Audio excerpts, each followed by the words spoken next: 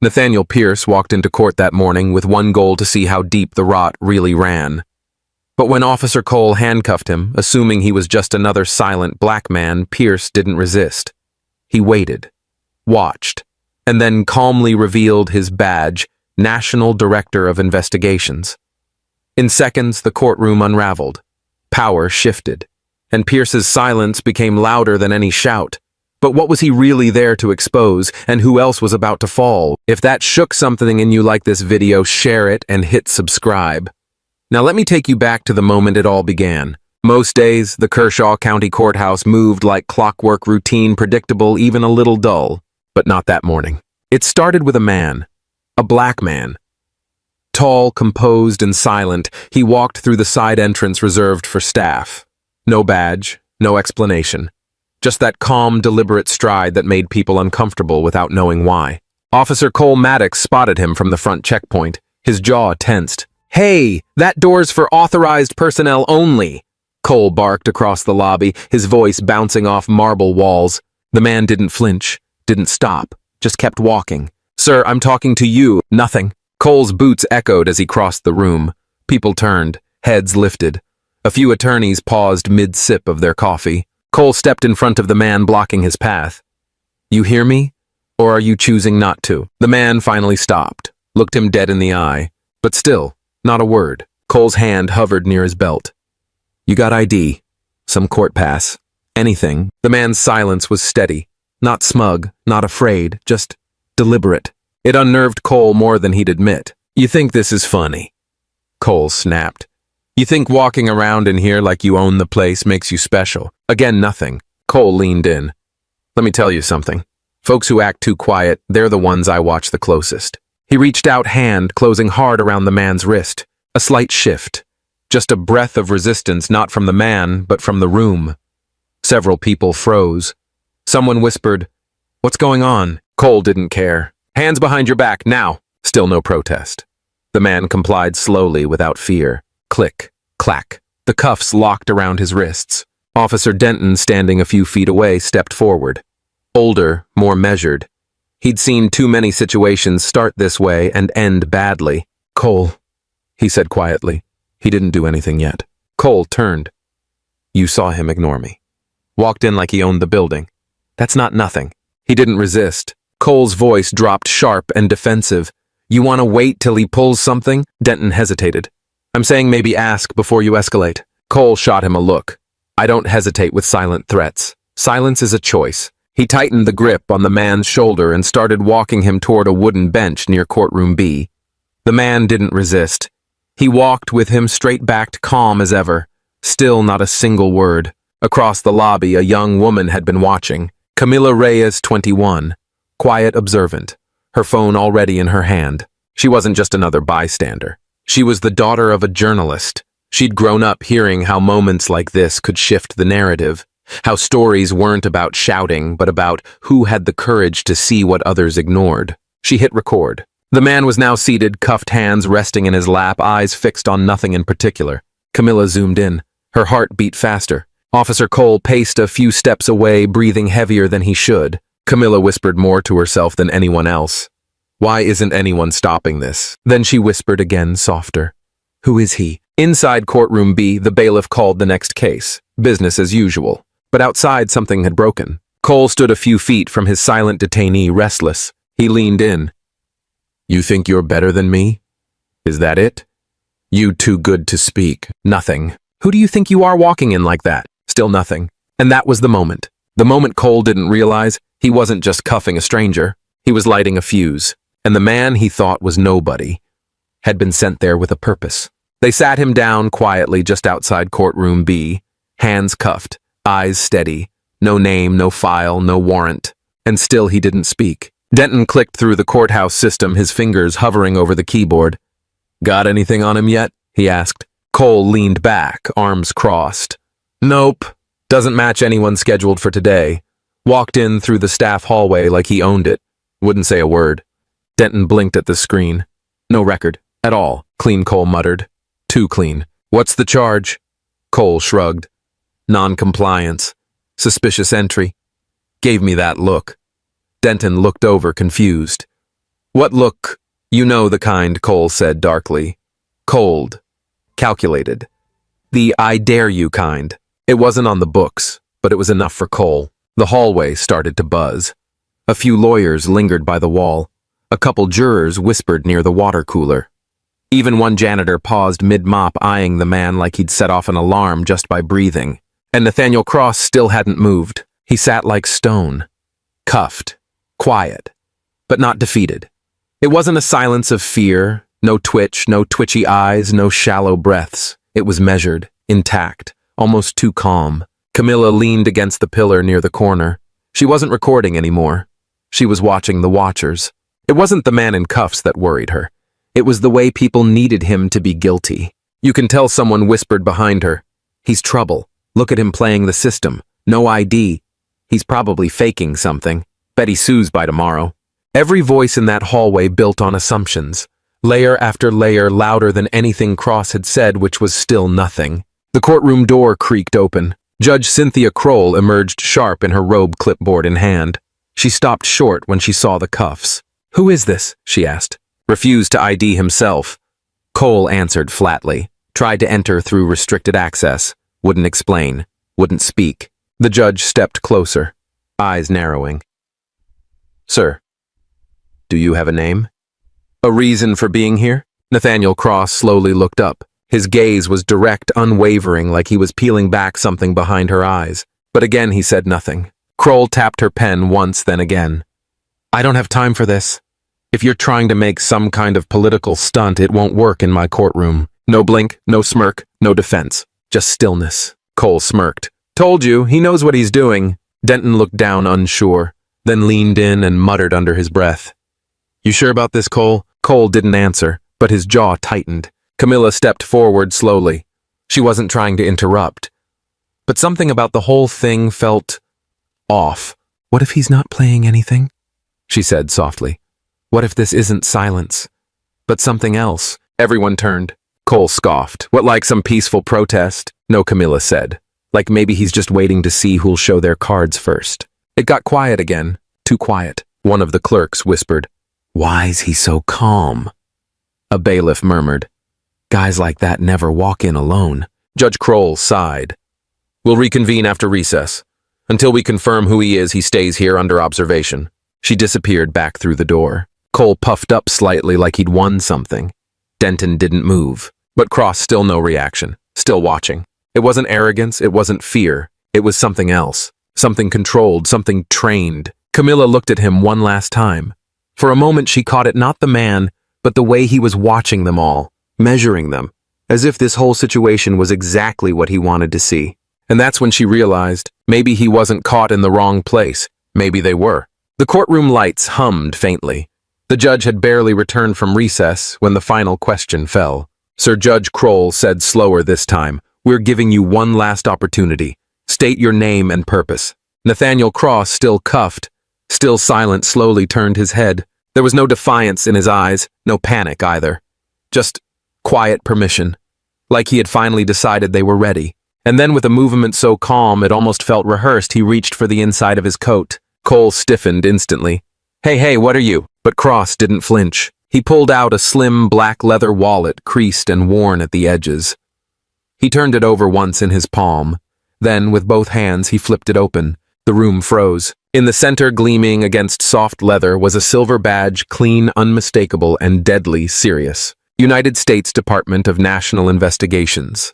Jonathan Pierce, Director. That name landed like a hammer. Cole's mouth opened slightly. His voice never made it out. Denton blinked 3 times. His throat clicked. Camilla nearly dropped her phone. Even Judge Kroll, who'd sat through decades of high-profile cases, had to brace herself against the bench. Cross No Pierce placed the badge on the desk beside him. Gently, like laying a card face up on the table. "You may verify," he said. His voice finally heard was low, precise, the kind that didn't need volume to carry weight. No one moved. Not even the air dared stir. It was Denton who finally took a step forward. He leaned in and read the inscription again, this time mouthing it as if his brain couldn't accept what his eyes were seeing. Camilla instinctively hit record again this time, not to catch someone being wronged, but to witness the moment truth reversed the entire room. Judge Kroll cleared her throat, visibly rattled. Director Pierce, this was not. We had no prior notice of your presence. That, he said gently, was the point. His tone wasn't smug, not even condescending. It was factual. Like someone who wasn't here to punish but to observe. And now he had. Cole finally found his voice. It cracked. Why didn't you say anything? Pierce looked at him steady. I did. Cole frowned. I said nothing. Pierce clarified, and you made the rest up on your own. That line cut deeper than any shout could have. Cole dropped his eyes. Denton rubbed the back of his neck, visibly flushed. The weight of their assumptions now sat heavy in their bones. For the first time, Camilla saw fear on the judge's face. But it wasn't fear of punishment. It was the quiet dread of being seen through. Truly seen. Kroll stood. You've been detained, Director. Wrongly. I take full responsibility. No need, he replied. I asked for no favors. I walked through your system and let it speak. And speak it had. There was a pause, a long, echoing pause. Camilla, heart pounding, stepped forward. Director, may I ask, why here? Why now? Pierce looked at her. For a moment, his expression softened. Because power is revealed not by how people treat those they respect, he said, but how they treat those they don't recognize. The weight of those words dropped like lead into the silence. And then it happened. One beam of sunlight broke through the stained glass windows above the judge's bench. It hit the table just right, and Pierce's badge caught the light. It flashed across the courtroom wall, bright and clear. Camilla's lens caught it perfectly. That single image, one man silent cuffed, holding the badge of the most powerful investigative office in the country, would ripple across the internet by nightfall. But inside the courtroom, something quieter unfolded. A woman in the gallery lowered her gaze. A young man pulled off his hat. Even one of the bailiffs stepped back, visibly shaken. Not a word was said, but the air felt like judgment itself. Cole slumped slightly in his stance. Denton avoided eye contact with everyone. Kroll sat back down this time, not in authority, but in reckoning. Because somehow in that moment it wasn't Pierce who stood on trial. It was all of them. Officer Cole Maddox stood frozen. He hadn't moved since the badge hit the desk. His voice broke the silence first, but it came out thinner than he expected. I didn't know, he said, eyes darting between the judge and Denton. I was just following protocol. It was a weak offering, too late, too small. Judge Kroll didn't respond. She simply turned her head toward Denton and gave a slight nod. Denton stepped forward, leaned down, and without a word unlocked the cuffs. Pierce stood. The shackles clicked off and fell into Denton's palm like dead weight. He didn't know what to do with them, so he just held on. Pierce gave no speech, no final glance of reproach. He simply adjusted his jacket, picked up his badge, and walked toward the exit. The courtroom didn't breathe. Even the door made barely a sound as it swung open and let him through, and still no one moved. Cole's fingers twitched at his sides. He stared at the now empty seat like it was haunted. His own body felt far heavier than it should have. Denton leaned close, voice quiet. You okay? Cole didn't answer. His eyes were glassy, jaw tight. He sat down heavily on the edge of the witness bench. For the first time, he looked human. Not an officer. Just a man in a uniform that no longer shielded him. His heart pounded. Not out of guilt, but out of realization. All his life, he thought the badge made him right. Now it had made him blind. Somewhere in the back of the courtroom, Camilla still held her phone in both hands. The recording hadn't stopped. She glanced at the timer, 12 minutes and change. She watched the playback eyes scanning every second. The silence, the badge, the shift. Then she hovered over the upload button. Her father always told her truth doesn't wait for permission. But this truth, it was big, bigger than she'd expected. Her thumb trembled. She didn't press it, not yet. Outside the courtroom, sunlight poured across the stone steps. Pierce, calm, deliberate, descended them alone. No cameras followed. No news crews had been tipped off. But something unseen followed him. The weight of exposed assumptions.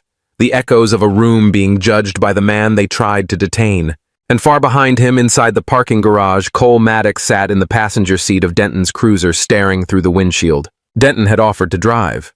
Cole hadn't argued. They hadn't spoken since leaving the building. But now, as Denton pulled onto the quiet road, Cole finally whispered. He didn't have to say a word. Denton glanced over.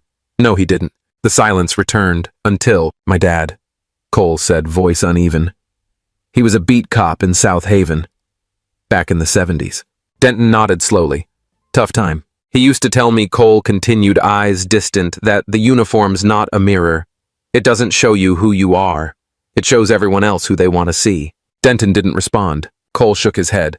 And I let them see what they expected, not what I should have stood for. He turned away ashamed.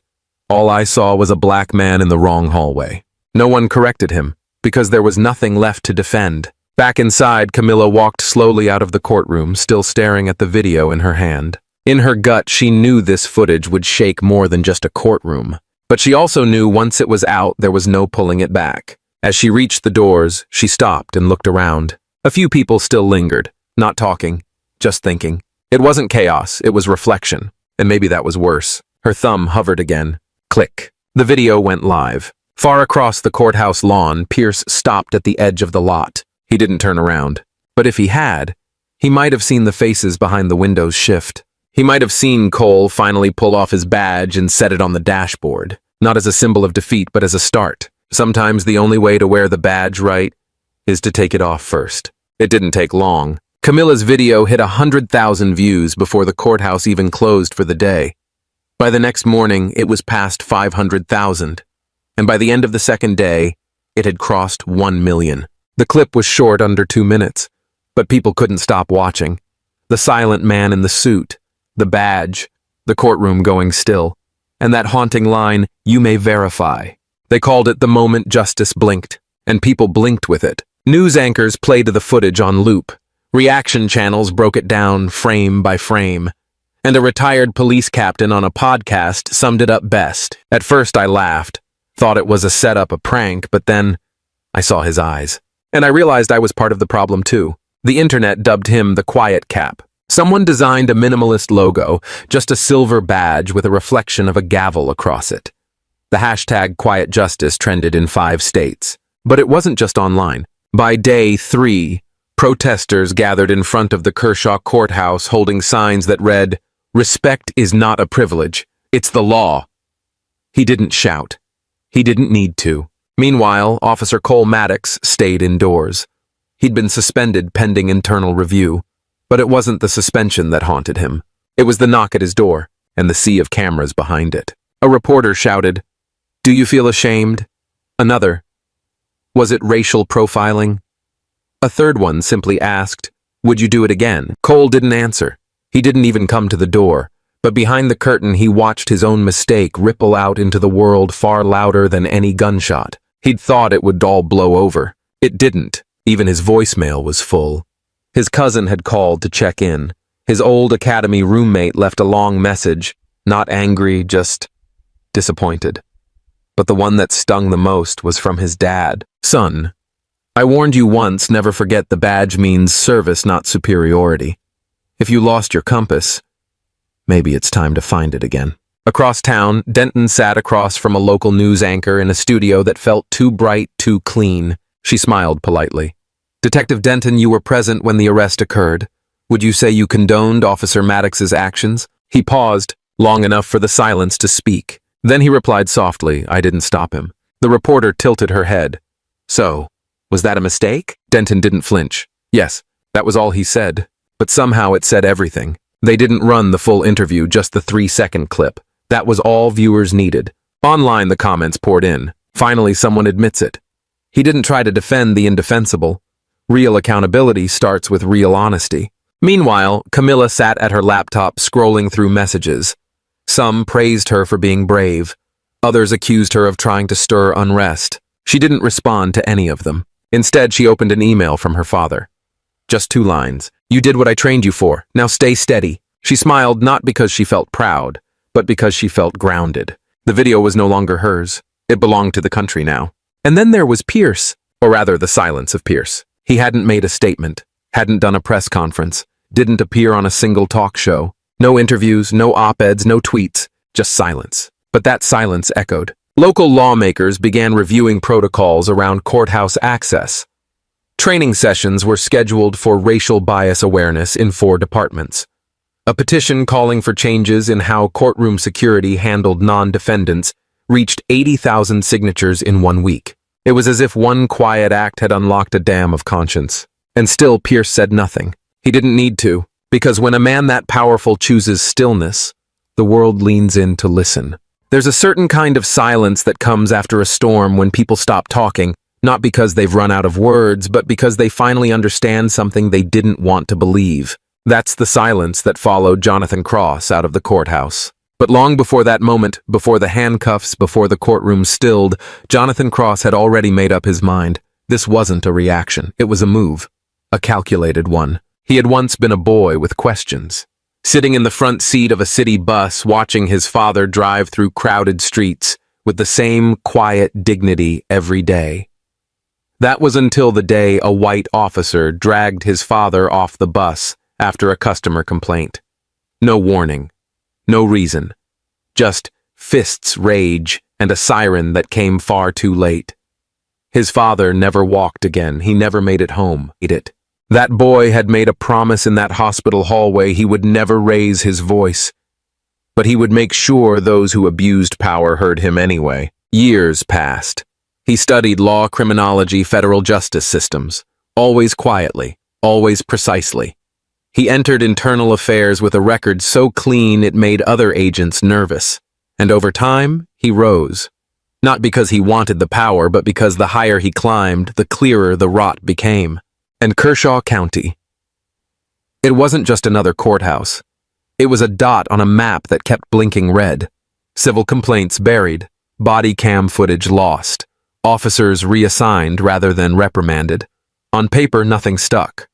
But in Cross's eyes, it all added up. He didn't come here by accident.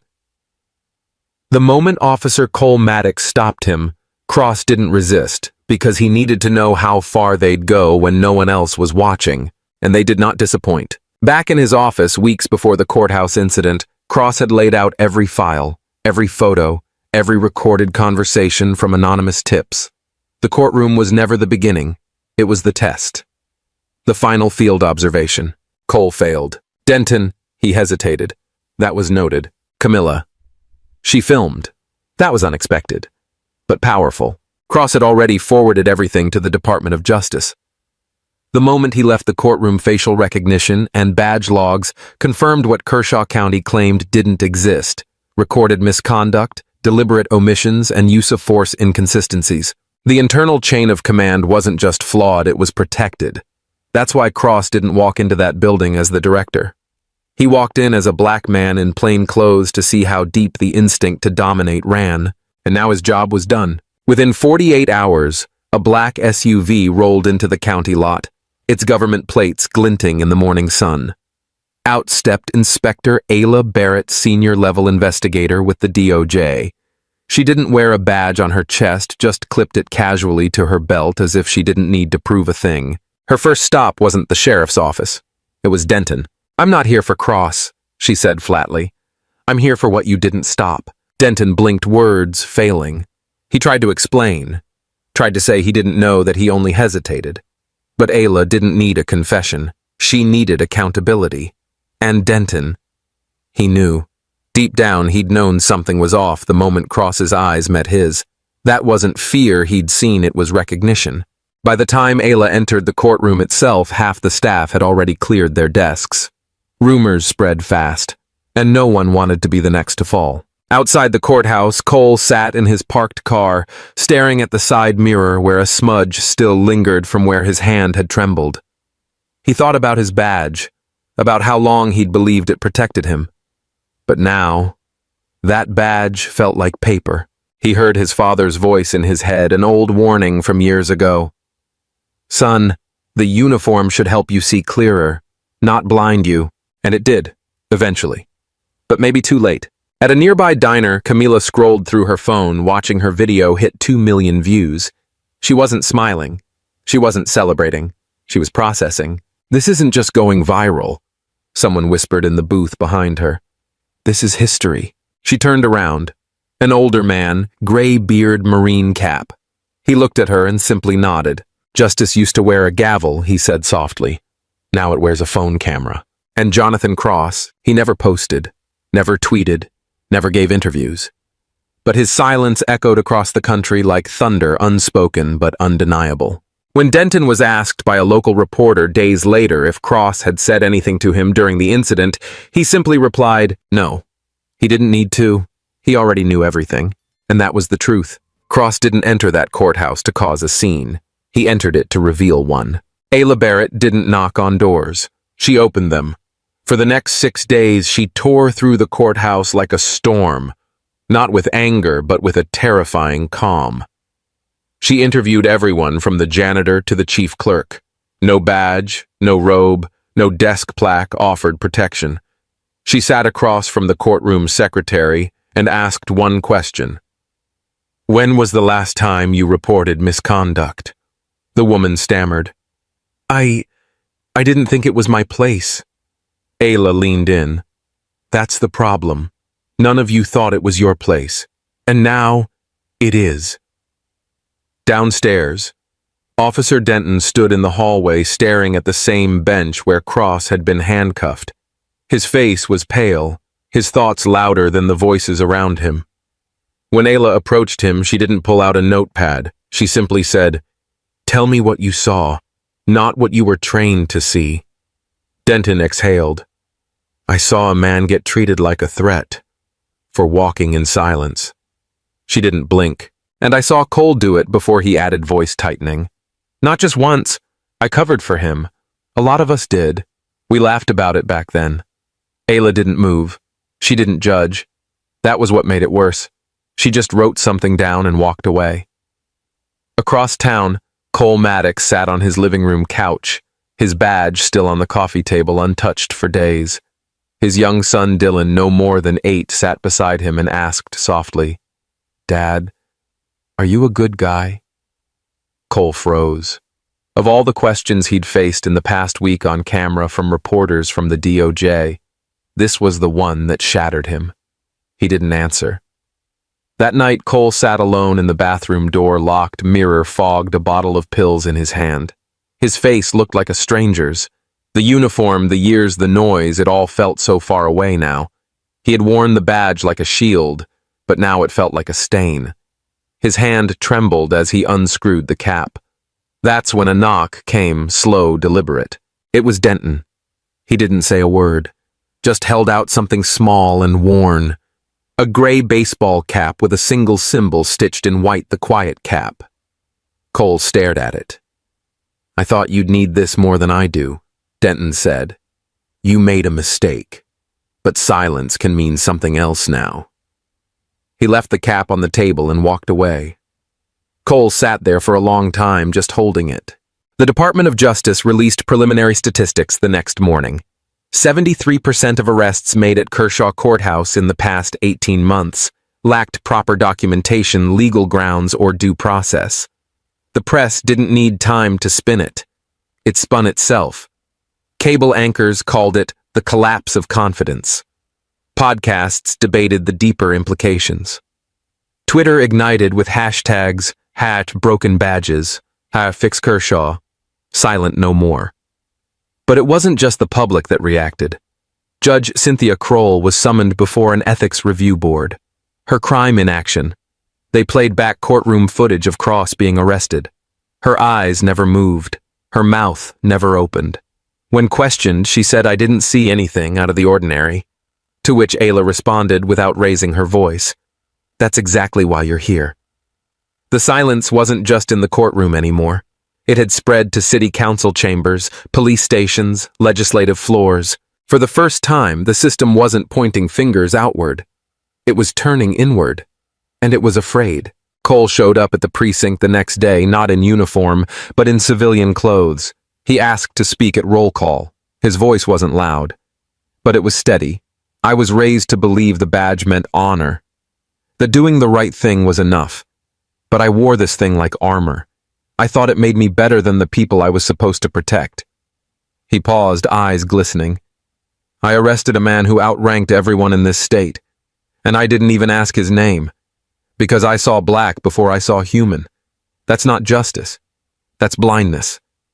No one interrupted him, not even the captain. He walked out, leaving his badge on the desk. Meanwhile, back in D.C., a memo arrived on Director Cross's desk. It was short, simple, Kershaw investigation. Recommendations accepted. Full federal oversight to begin Q3. Cross read it, then closed the file. He didn't smile. He didn't speak. He simply placed the quiet cap on the corner of his desk, a new symbol of something stronger than noise. Ayla entered the room a few minutes later, dropping her case files with a sigh. "People think silence is weakness," she muttered, flipping through a document. Cross looked up, his voice low. "No," he said. "Silence is what happens right before change." That afternoon, Camilla sat on a park bench holding her phone, but not scrolling. Just staring at a paused frame the moment Cross revealed his badge, his face calm, the room frozen. She whispered almost to herself. He never raised his voice, but somehow, we all heard him. Behind her, the courthouse bell rang once. The system had begun to tremble, but for the first time it was trembling for the right reasons. When asked if he planned to sue, Director Jonathan Pierce said only 4 words. That's not the point. He never filed a complaint, never demanded heads roll, never gave a press conference. But what he did next would ripple across the country. Inside a quiet office at the Department of National Investigations, he sat alone for hours, writing, editing, and rewriting a proposal. Not a punishment, not a purge, a program. He called it reflective justice. The idea was radical in its simplicity. Every officer or court official involved in procedural misconduct would not be fired, not immediately. They would first have to sit down, watch unedited footage of their own actions, and confront what they did, in silence. Alone. No lawyers, no excuses, just them and the truth.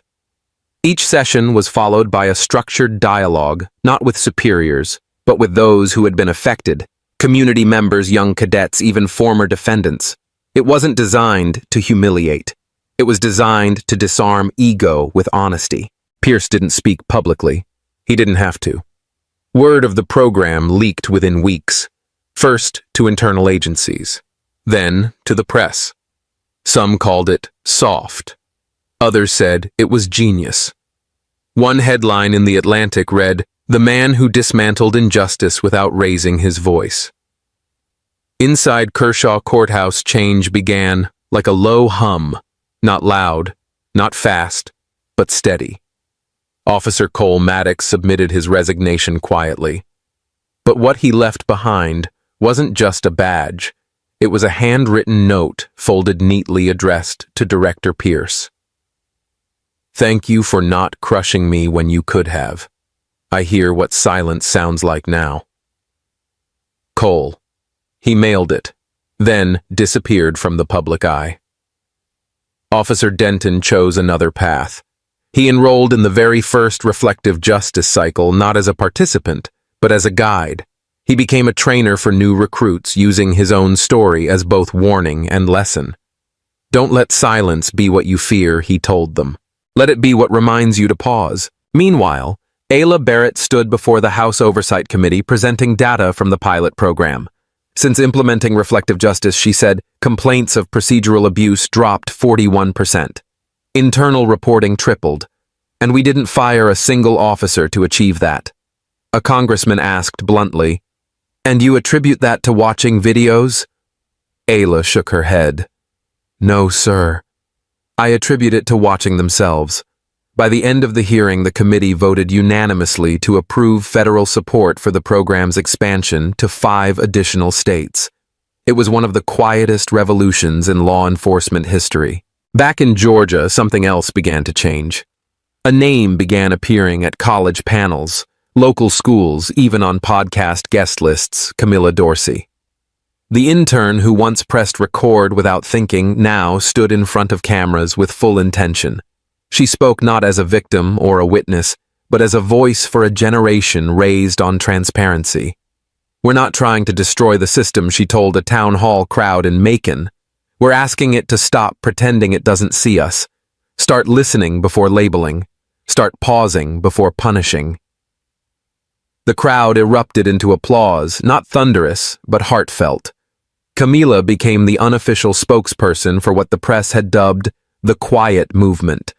A movement born not out of marches or megaphones, but out of a single moment in a courthouse, a man, a badge, and a silence that echoed louder than any speech.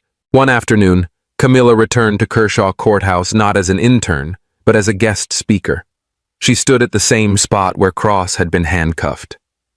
"I stood right here," she told the group, "and I thought the most powerful thing I could do was press record. But now I know it's not about capturing a moment. It's about what we do with that moment." She paused. The room was still. Director Pierce never shouted, never pointed fingers, but he did something no one expected. He believed we could change. Meanwhile, far from the noise, Pierce sat at his desk sipping tea, reading a new case file. A junior agent entered, nervous. "Sir, they're asking if you'll speak at the conference in D.C. Pierce didn't look up. "Why, well, they said, you've started something big. They want to hear from you." He closed the file. "I don't speak for applause," he said calmly. "Let the program speak for itself." The agent nodded and left, unsure if that was a yes or a no. Back in town, the Reflective Justice Center unveiled a new plaque. "To those who choose courage over comfort, truth over pride, and reflection over reaction, may your silence teach louder than words ever could." And beneath it, engraved in small letters, inspired by director Jonathan Pierce. Across the state, across agencies, across generations, the message traveled. Justice didn't have to shout. It didn't have to punish. It just had to hold up a mirror and ask, "What do you see?" No one expected him to show up. The Academy auditorium was filled with crisp uniforms, families clutching flowers, and rows of young cadets straightening their collars one last time. It was their graduation day, the moment they'd been waiting for, trained for, fought for. But when Jonathan Pierce walked in, the room changed. Not because of fanfare, not because of title, but because everyone knew exactly who he was. He didn't walk to the podium. He didn't wave. He took a seat in the back row alone. And when the dean of the academy announced, "We welcome Director of National Investigations, Mr. Pierce," there was no applause, just a ripple of silence. A silence laced with awareness and something close to reverence. Then came the moment every graduate had waited for, the call to receive their certifications. But this time, there was no framed diploma, no formal oath, no shaking of hands. Instead, each cadet received a single sheet of paper blank, except for one printed line at the top. Judge silence, not by absence, but by presence. It wasn't explained. No one told them what it meant. They were expected to figure it out and carry it with them. The room was still. For a long moment, it stayed that way. Even parents didn't whisper. Even cell phones went silent. Then, from the third row, a young cadet slowly stood. His name was Michael Hayes, 22, third in his class, known for being quiet but observant.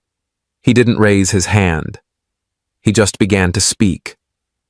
"My father was arrested on a Tuesday," he said. "They said he looked suspicious because he sat too long in a car waiting for me." Michael's voice didn't shake. It didn't rise. It wasn't the cuffs that hurt him. It was the way they never asked for his name.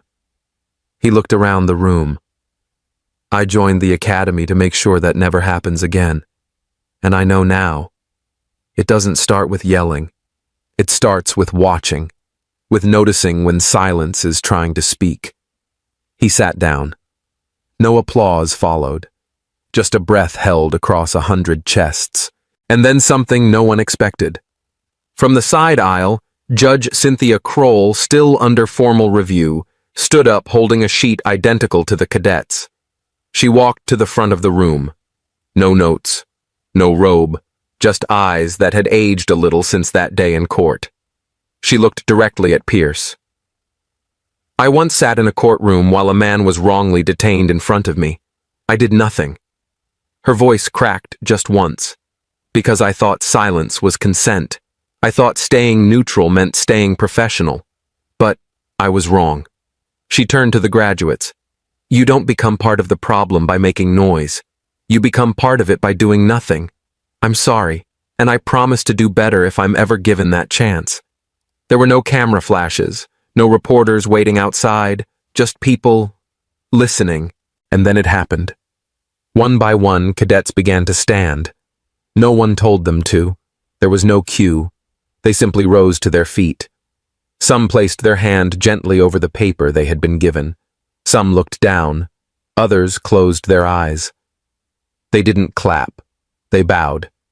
Not to a man, not to an institution, but to a shared understanding that this was what justice could look like. And Pierce, he didn't move, didn't smile, didn't speak. He just stood, turned, and left the auditorium, the same way he'd entered, quietly.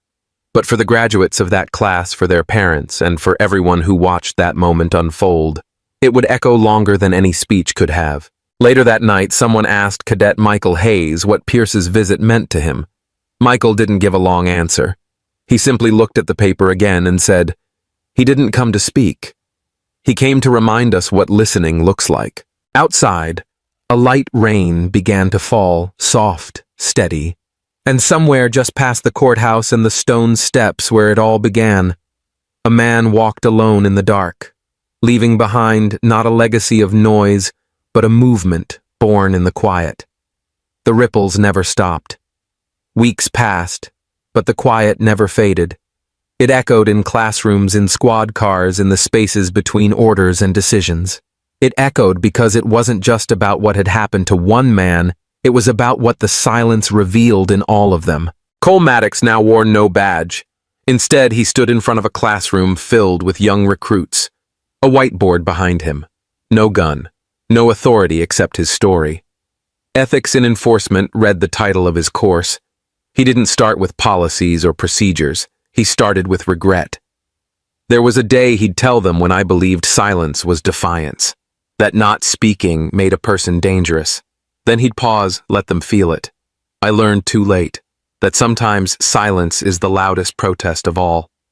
And they listened, not because he raised his voice, but because his voice carried weight. Denton had changed too. The once silent partner now stood before mirrors, not just figuratively. He led a new national training called Reflective Mindset, a program where officers were shown their own behavior from body cams and asked, "Would you treat your own mother this way?" He didn't call it punishment. He called it accountability. One afternoon, as the session ended, Denton sat quietly in the back. Someone asked him, "Why'd you stay? Why didn't you walk away?" Like most did, Denton thought for a long moment. Then he answered softly, "Because silence protected me once.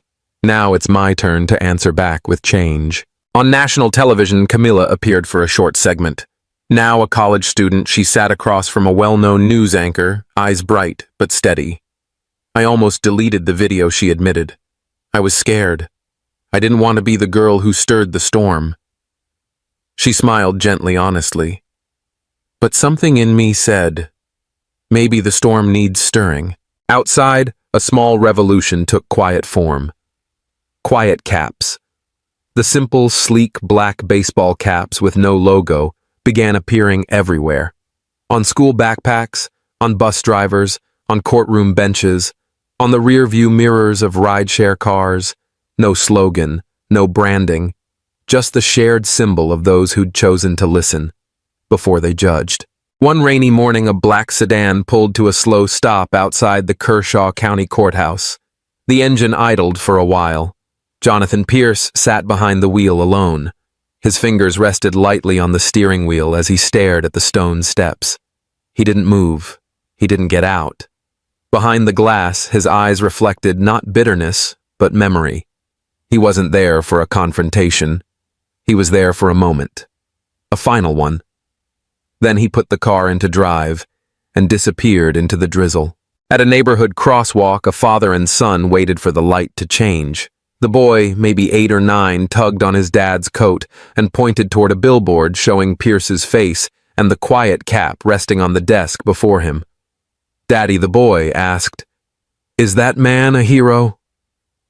The father looked up at the sign, then down at his son. No, son, he said quietly. He's just a man who did the right thing, without needing to shout about it. The boy didn't say anything. He just nodded, then placed his own quiet cap a little lower on his head, shielding his eyes from the rain. And as the screen faded to black, one final sentence appeared in clean white letters. Justice is not loud. It listens before it speaks. If this story moved you even a little, take a moment to reflect on its message about listening before judging about strength and silence, and about how true justice doesn't always need to shout. At Mr. Max Stories, we believe powerful stories can shift hearts and open eyes. So if this one spoke to you, please like the video, share it with someone who needs to hear it, and don't forget to subscribe to Mr. Max Stories for more real, raw, and thought-provoking tales like this. Your support means everything.